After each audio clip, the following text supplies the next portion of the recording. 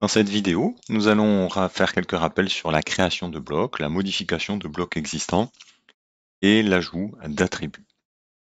Un bloc, pour rappel, est une entité qui va regrouper différents éléments en un seul et même endroit, va en quelque sorte fusionner une géométrie par exemple. Ici, j'ai un siège vu de dessus, je vois que c'est des éléments qui sont bien séparés les uns des autres.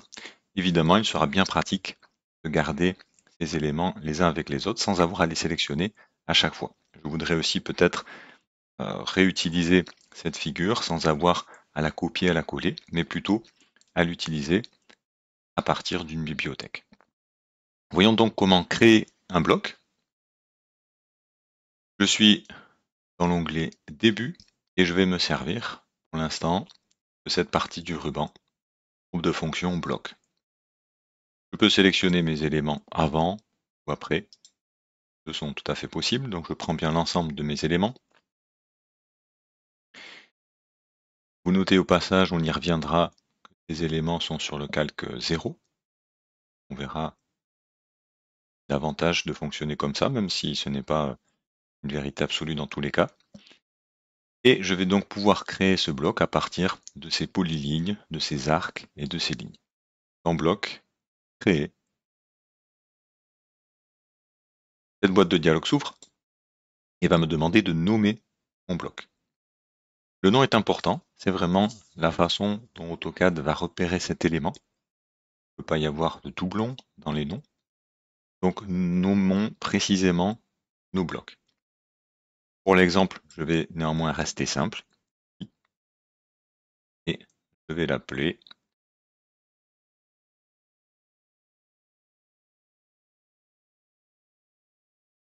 chaise, puisque dans notre exemple, on va rester sur juste cet élément.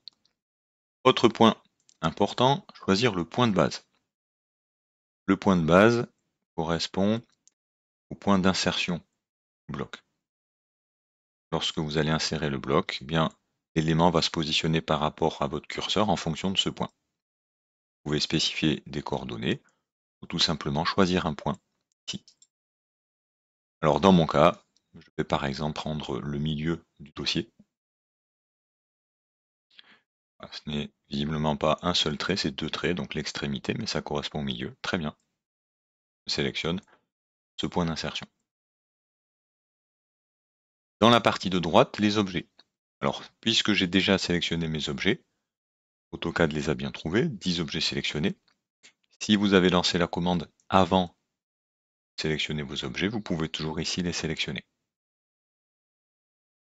AutoCAD demande ce qu'il va faire de ces objets. Il peut faire plusieurs choses. Créer un bloc, mais sur ces éléments précisément, conserver des lignes, des arcs. Le bloc chaise sera créé, mais ces éléments-là ne seront pas convertis en bloc. Convertir en bloc, c'est l'option par défaut. AutoCAD va créer le bloc, et les éléments ici sélectionnés vont bien être transformés en bloc.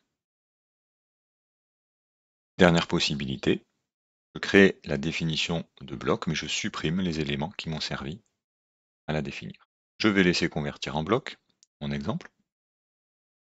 Ensuite, quelques options, annotatif ou pas. Mettre à l'échelle uniformément, selon X, Y, Z, et autoriser la décomposition ou pas. Je peux éventuellement ajouter une description à mon bloc pour avoir plus d'informations.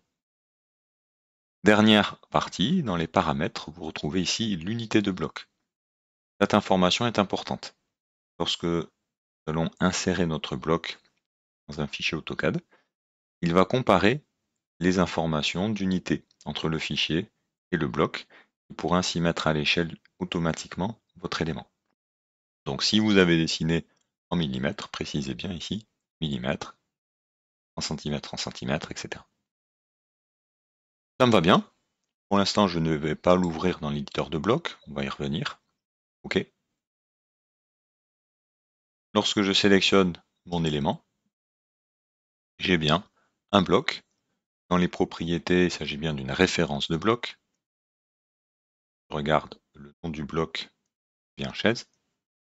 Et je retrouve la poignée qui correspond à mon point d'insertion. Hop, sélectionner, vous voyez, bien une seule entité. Lorsque j'ai créé un bloc, je vais le retrouver ici, bloc inséré. Au fur et à mesure des blocs qui sont présents dans ce dessin, eh bien j'aurai les miniatures qui vont s'afficher. Je peux, avec cet élément, pas cet élément, il ne m'est plus utile d'ailleurs, je vais le supprimer.